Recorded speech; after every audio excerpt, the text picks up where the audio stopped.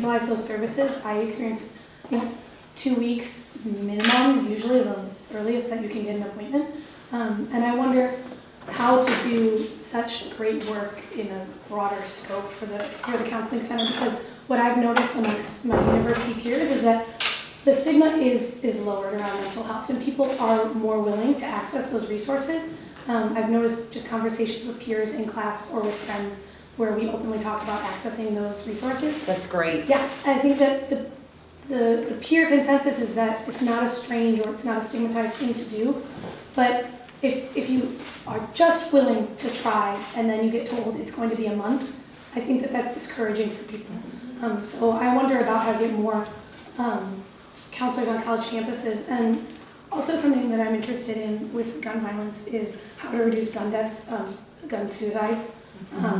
And I know that that's a more complicated issue, but I wondered what your ideas on that would be.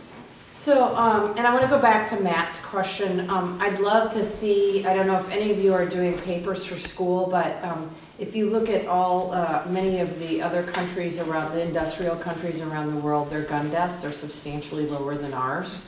And I'm guessing it's because they have much stricter laws regarding gun possession, but I'd certainly love to see your paperwork, any papers that you're doing on this topic, because in Oregon we actually make policy based on data, based on evidence that we see.